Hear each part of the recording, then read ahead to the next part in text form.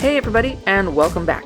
Today is not your average Disney Parks day. Today we're going to Philadelphia where we're attending Disney100 The Exhibition. Let's get this started.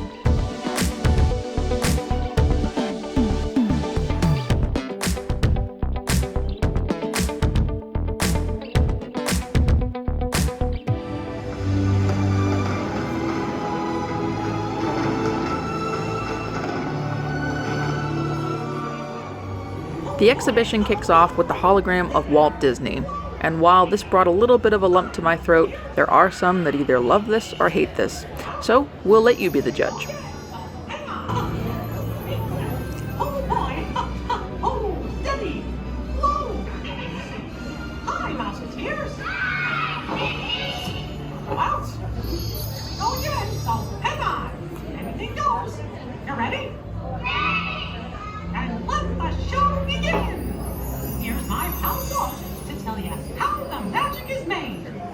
There's a lot of satisfaction in developing ideas into reality. When we consider a new project, we really study it. Not just the surface idea, but everything about it. And when we go into that new project, we believe in it all the way. We have confidence in our ability to do it right, and we work hard to do the best possible job. There's really no secret about our approach. We keep moving forward, opening up new doors, doing new things, because we're curious. And curiosity keeps leading us down new paths. We're always exploring and experimenting. Everybody ready? Then on with the show!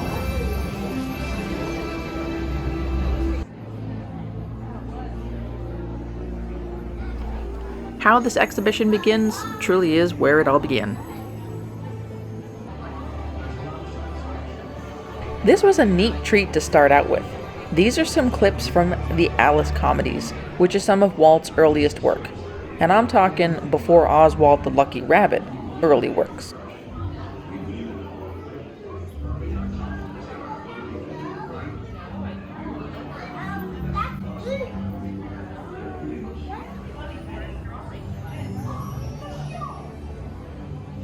Everybody loves a good origin story, and this one is no exception. For those that aren't all that familiar with Walt's background and how he got started, this was really informational. There was a lot of reading material, a lot of really neat old family photographs, notes about like where he grew up, what he did for work, how he tried to join the military, you name it, it's here. And baby pictures. Who doesn't like to see baby pictures?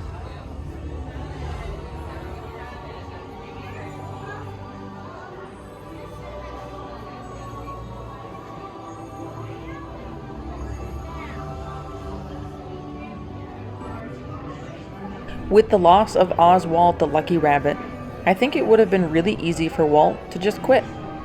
But instead, he persevered, he pushed on, and thus he created Mickey Mouse. Now, of course, the Walt Disney Company has the rights to Oswald the Lucky Rabbit back, and fans are happier than ever. But truly, I think there's something to be said about never giving up, never quitting, always trying, and I think that carries through the entire history of the 100 years of the Walt Disney Company, and then some. And a lot of that is seen here. I think a lot of it is really applicable to everyday life when things kind of get us down or we feel like giving up.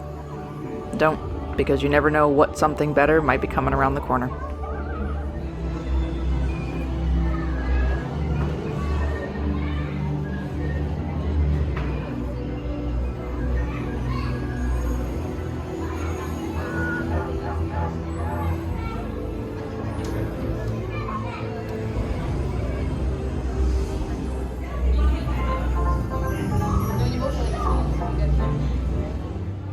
Despite being a really big Disney nerd, I actually found that I learned something. I didn't know the backstory on the creation of Pluto and Goofy, so I found this all to be pretty informative, pretty interesting, and now I think I have a better appreciation for them. Although Donald is kind of the reigning champ favorite in our household.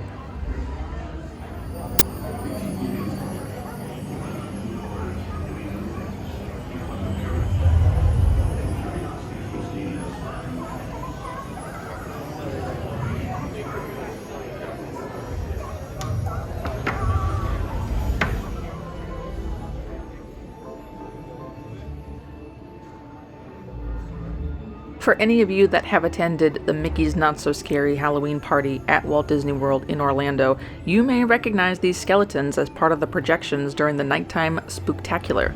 I am glad, no pun intended, that they have been kept alive in the projection show during the Halloween party.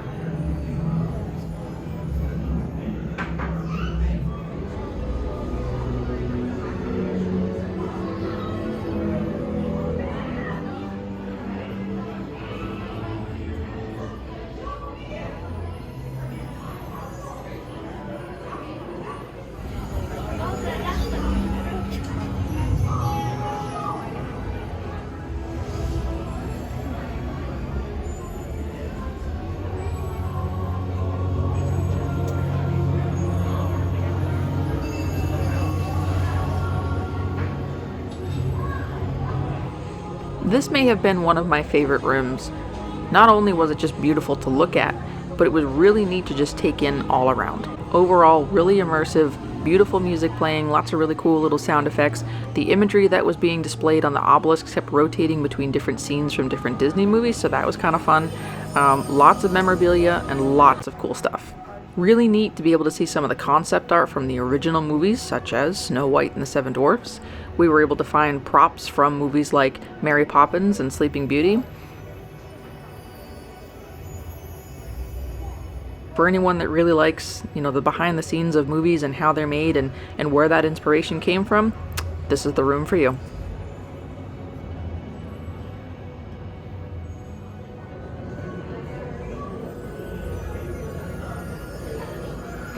This was the animator's model from 1940 that was used for Pinocchio.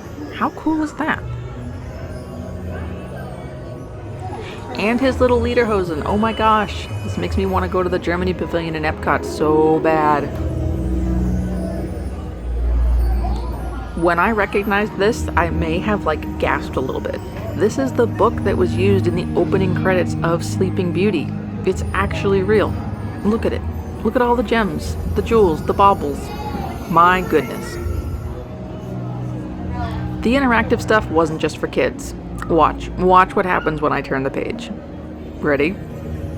The page turns with it.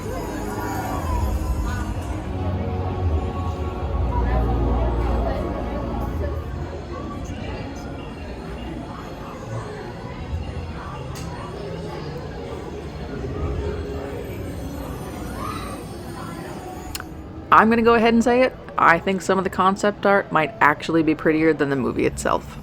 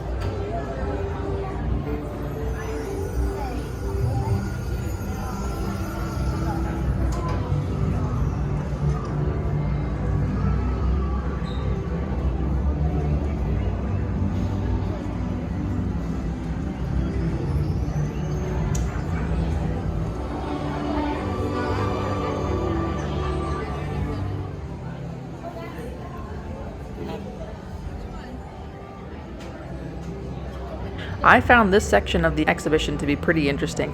These are a bunch of clay models that are used when animators are trying to bring a character to life.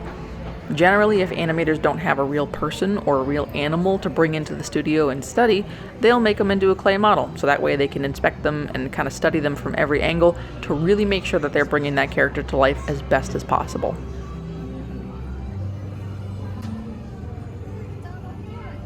For movies like The Lion King or even Bambi, real animals were studied to be able to create their animation.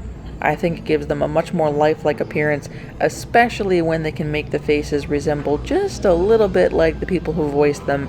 It's that extra attention to detail in the animation that just makes it Disney.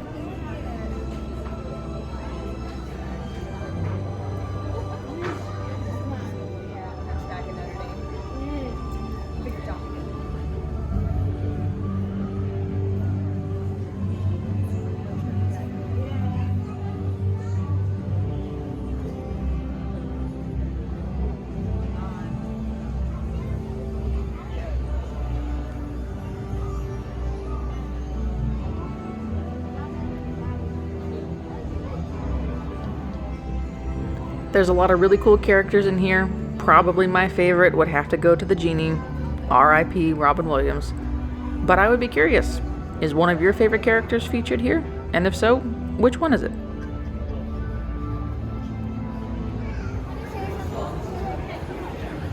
This room immediately caught my attention. Look at the floor.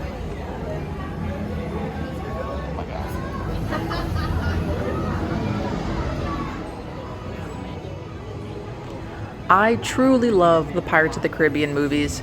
I wish they had Jack's outfit, but I mean, hey, Barbossa's cool too. And also, can we just talk about his character arc? I loved that.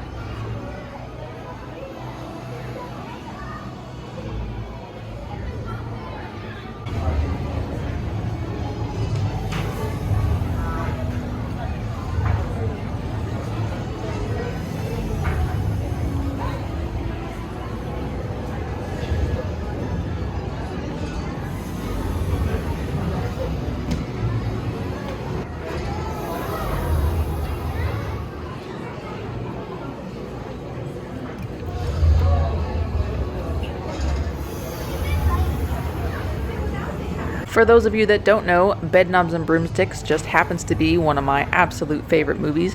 I adore Angela Lansbury. I love this movie, especially all of the music.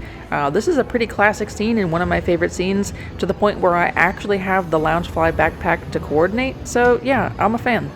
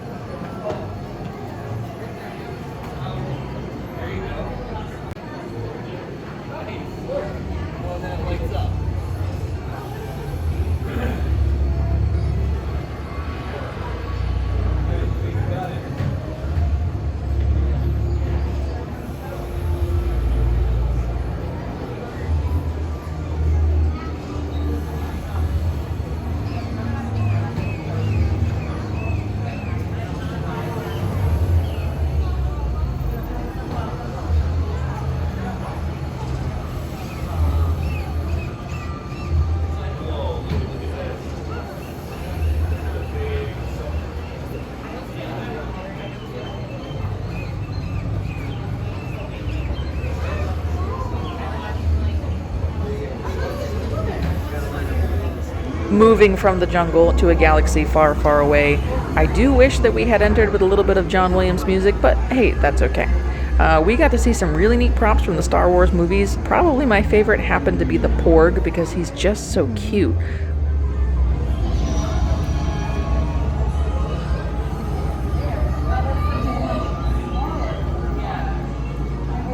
Oh, and by the way, the real BB-8 happens to be here. While he was really cute to look at, I do wish he had some beeps and boops to offer. Maybe even some blue milk. I'm just saying.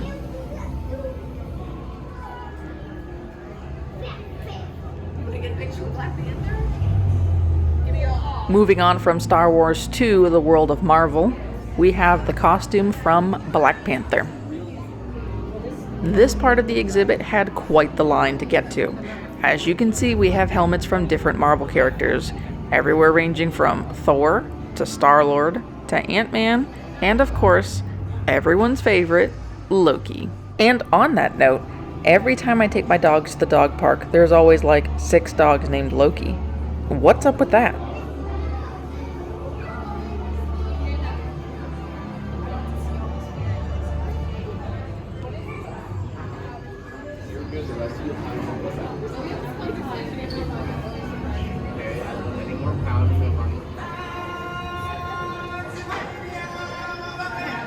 If you don't find yourself exercising restraint to not belt out all of the lyrics to these songs, are you even really a Disney fan?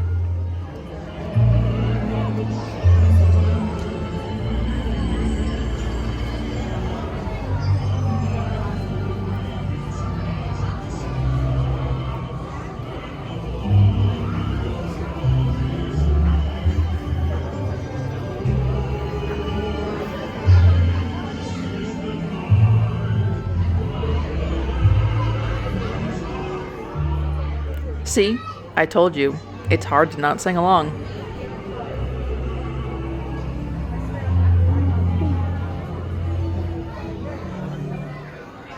Music and sound effects play a huge role in these movies, so we got to see how sound effects were made, and we got to see how music was written.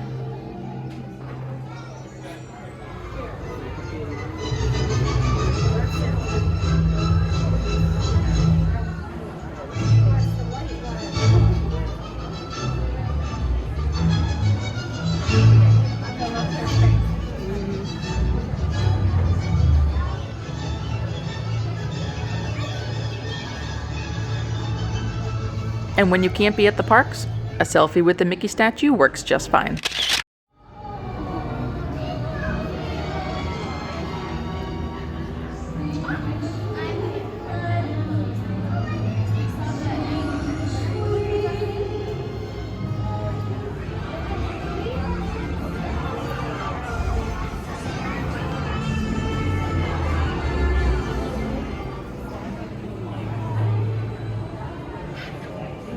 I certainly don't know how to read music. Thankfully, I have heard the song just about 1,000,000 times, so I'm going to make it look like I know what I'm doing.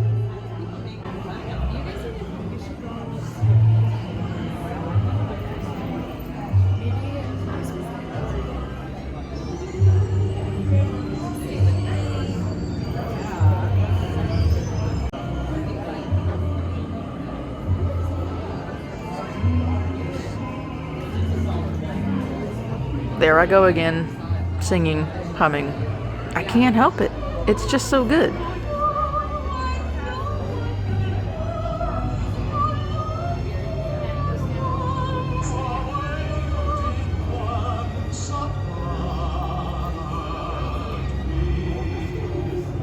Also, I can relate to the scene from Pirates of the Caribbean.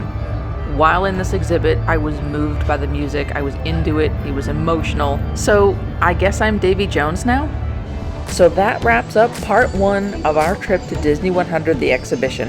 Thank you all so much for watching, and as always, if you haven't already, please hit that like button and don't forget to subscribe. See you in the next video.